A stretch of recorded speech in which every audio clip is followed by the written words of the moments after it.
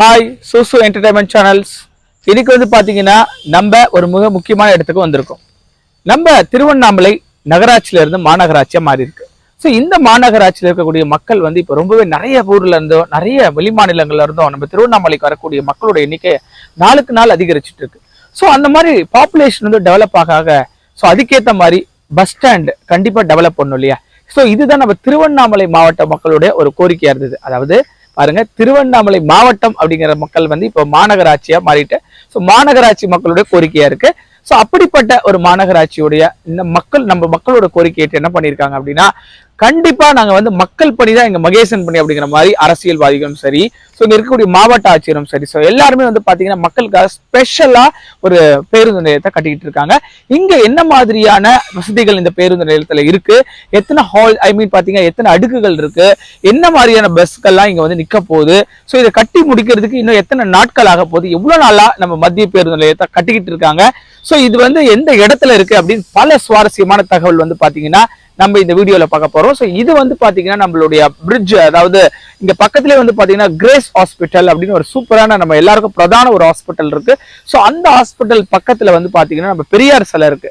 So அந்த பெரியார் சிலைக்கு கொஞ்சம், அதாவது வந்து பாத்தீங்கன்னா பைக்ல வந்தனா ஜஸ்ட் ஒரு 2 மினிட்ஸ்ல வந்துடலாம், வாக் பண்ணி வந்தனா ஜஸ்ட் ஒரு 5 மினிட்ஸ்ல வந்துடலாம். சரி, ஆல்ரெடி பஸ் ஸ்டாண்ட் இருந்தது. ஸோ எதுக்காக இது அப்படின்னு நீங்க கேட்டீங்கன்னா, ஏற்கனவே வந்து பாத்தீங்கன்னா பஸ் ஸ்டாண்ட் இருந்தது. ஆனா அங்க இருக்கக்கூடிய மக்களுடைய கூட்டம் அதிகரிக்க சுற்றி இருக்கக்கூடிய ஷாப்பிங் பண்றதுக்கு மக்கள் ரொம்ப கஷ்டப்பட்டாங்க.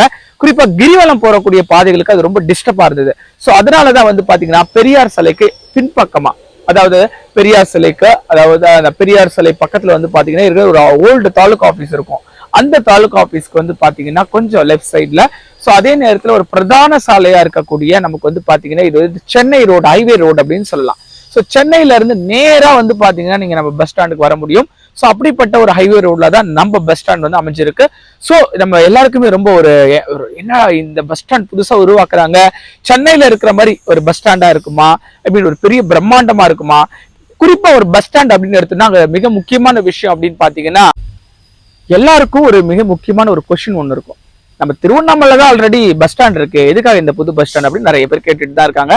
சில பேர் என்னங்க இப்படி கேக்குறீங்க, பல மாநிலங்கள்ல இருந்து ட்ரெயின் மூலமா மக்கள் நம்ம ஆன்மீக நகரமா இருக்கக்கூடிய திருவண்ணாமலைக்கு வராங்க.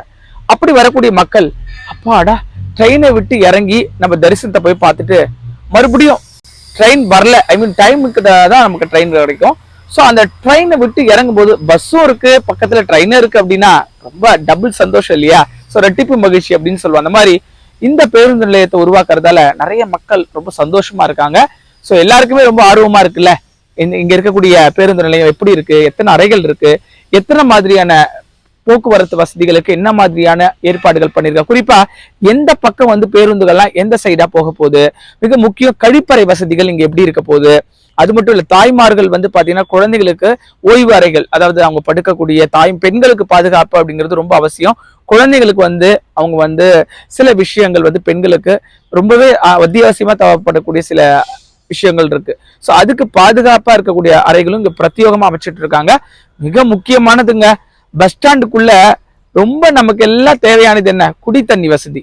அது அரசாங்கமே அமைச்சு கொடுத்துருக்காங்களா, இங்க இருக்கக்கூடிய கடைகள்லாம் எப்படி, சுற்றுப்புறம் எப்படி இருக்கு, எப்படி சுகாதாரமான முறையில இங்க கடைகளும் அமைக்கப்பட போறாங்க அப்படிங்கிறத பத்தி பல விஷயங்கள் தெரிஞ்சுக்கலாம். வாங்க உள்ள போய் பார்க்கலாம்.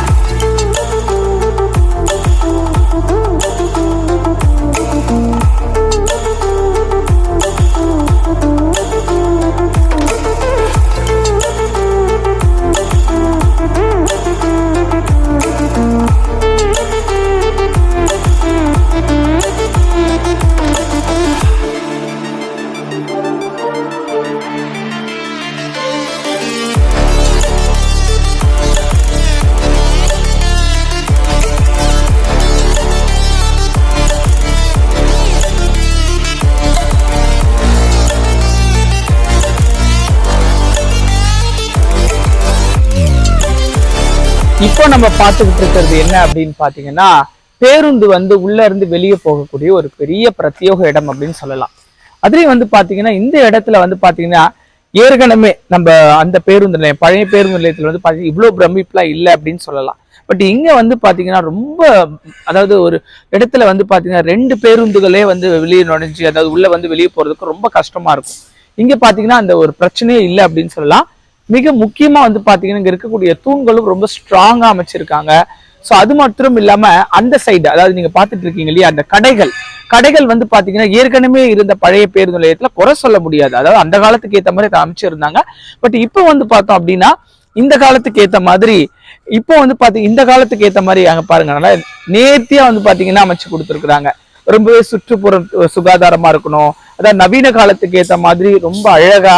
அதே நேரத்துல வந்து பாத்தீங்கன்னா கடைகள்லாம் ரொம்ப பராமரிப்பு, நிறைய பேருந்துனால நிறைய கொள்ளை போன்ற சம்பவங்களும் இங்க நடக்கும்.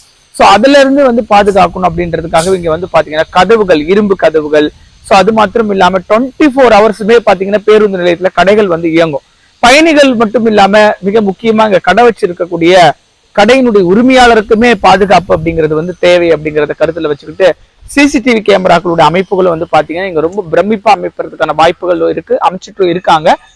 அதுக்கப்புறமா வந்து பாத்தீங்கன்னா இதுல வந்து பாத்தீங்கன்னா டைல்ஸ், அதாவது சுத்தி வந்து பாத்தீங்கன்னா வீடுகள், ஒரு புது வீடு நம்ம இந்த நவீன காலத்துல கட்டும் போது எவ்வளவு நேர்த்தியா நமக்கு பிடிச்ச மாதிரி அழகா வந்து நம்ம ஒவ்வொன்னா பார்த்து நம்ம கட்டுவோமோ அதுக்கேற்ற மாதிரி வண்ணமான கலர்ல. ஸோ இங்க இருக்கக்கூடிய டைல்ஸ் எல்லாம் வந்து பாத்தீங்கன்னா ரொம்ப அழகா இருக்கு, ரொம்ப ஜொலிக்கிறது. பட் இதெல்லாம் செஞ்சு முடிக்கிறப்ப இதை பராமரிக்க வேண்டியதும் இது பாதுகாக்க வேண்டியது நம்ம ஒவ்வொருவருடைய உரிமையும் கூட. ஏன்னா நம்ம வந்து கடமையும் செய்யணும், நம்மளுடைய உரிமை அப்படிங்கிறது பேருந்து நிலையத்தை பாதுகாத்தல் அப்படிங்கிறது நம்ம எல்லாருடைய உரிமை. ஸோ இந்த நிறைய பேருந்து நிலையத்துல வந்து பாத்தீங்கன்னா மக்களாகி நம்ம என்ன செய்யறோம், நமக்கு அறியாமையில தான் அதை செய்யறோம்.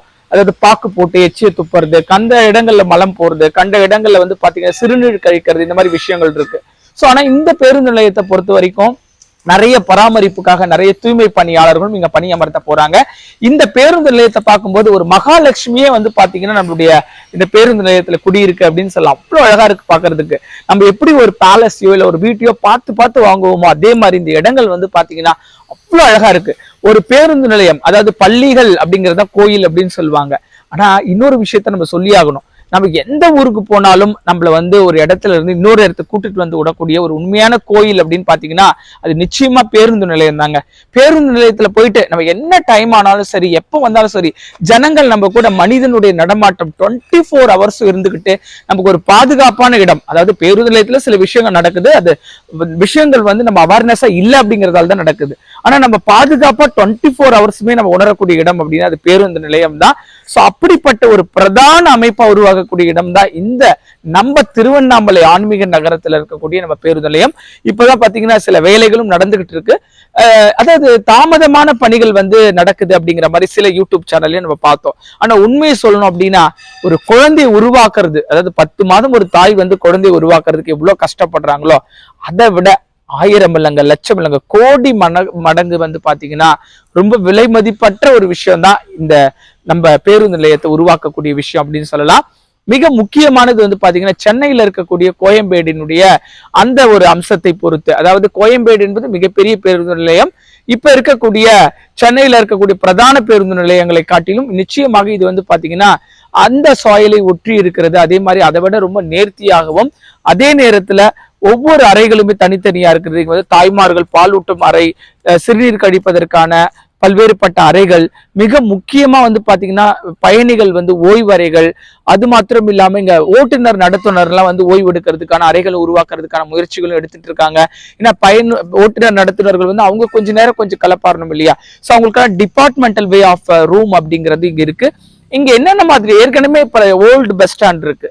சோ அந்த பஸ் ஸ்டாண்டுக்கும் இந்த பஸ் ஸ்டாண்டுக்கும் என்ன டிஃபரெண்ட் அப்படின்னு பாத்தீங்கன்னா இங்க இருக்கக்கூடிய அமைப்பு பத்தி சொல்லணும். அதாவது வந்து பாத்தீங்கன்னா எல் ஷேப்பு, அதுக்கப்புறம் வந்து பாத்தீங்கன்னா யூ ஷேப், அந்த மாதிரி சில கட்டிடங்கள்ல சில வகைகள் இருக்கு. ஆனா இந்த 3 வகை, அதாவது L shape, U shape, we shape, இந்த 3 ஷேப்பையுமே சேர்த்து கட்டிய ஒரு பேருந்து நிலையம் அப்படின்னா நம்ம திருவண்ணாமலை மத்திய பேருந்து நிலையத்தை சொல்லலாம். இனிமே வந்து பாத்தீங்கன்னா நமக்கு கவலையே வேண்டாங்க. ஏன்னா இந்த சைடு சென்னையில இருந்து வரவங்களா அப்படி எத்தனை மணி நேரம் ஆனாலும் நீங்க நேரா வந்து இங்க இறங்கலாம். அதே மாதிரி ஆட்டோ இங்க வந்து 24 ஹவர்ஸ் நீங்க ஆட்டோல போகலாம். அதே மாதிரி வந்து இறங்கின உடனே உங்களுக்கு நிறைய வந்து பாத்தீங்கன்னா மக்களுடைய கூட்டம் எப்பயுமே இந்த சைடு இருந்துட்டே இருக்கும். ஆல்ரெடி ஏற்கனவே இருந்த பஸ் ஸ்டாண்ட்ல இருந்தது, அங்க வந்து கொஞ்சம் கூட்ட நெரிசல்கள் இருந்தது. ஸோ அதனால இன்னும் சில நாட்கள் அல்லது சில மாதங்கள் அதுக்குள்ள நம்மளுடைய பேருந்து நிலையம் வந்து பயன்பாட்டுக்கு வந்துடும். நம்ம அந்த பயன்பாட்டுக்கு வந்த உடனே அதோடைய திறப்பு விழாவை கூட நம்ம சூசு என்டர்டைன்மெண்ட் சேனல் நேயர்களுக்காக கண்டிப்பா வந்து சந்திச்சு மக்கள் எல்லாம் இப்ப வந்து ரொம்ப மங்களகரமா அமைதியா இருக்கக்கூடிய இந்த பேருந்து நிலையம் நிச்சயமா மனிதர் கூட்டம் நடமாறும் போது இன்னும் அழகு சேர்க்கும். ஸோ அழகுக்கு அழகு சேர்க்கக்கூடிய அந்த நேரத்துல நம்ம சூசு என்டர்டைன்மெண்ட் சேனல் நேயர்களோட நம்ம அன்னைக்கு வந்து திறப்பு விழா அன்னைக்கு வந்து நிறைய விஷயங்கள் பேசலாம். ஸோ நீங்க உடனே நம்ம சேனலை சப்ஸ்கிரைப் பண்ணுங்க, பெல் ஐக்கானை கண்டிப்பா பிரஸ் பண்ணுங்க. மறக்காம திருவண்ணாமலையில உருவாகக்கூடிய நம்ம புதிய பேருந்து நிலையத்தை பத்தி உங்க கருத்தை நீங்க பதிவு பண்ணுங்க. என்னென்ன மாதிரியான வசதிகள் இருந்தா இன்னும் நல்லா இருக்கும் அப்படிங்கிறத உங்க கருத்து மூலமா தெரிவிங்க. நன்றி, வணக்கம்.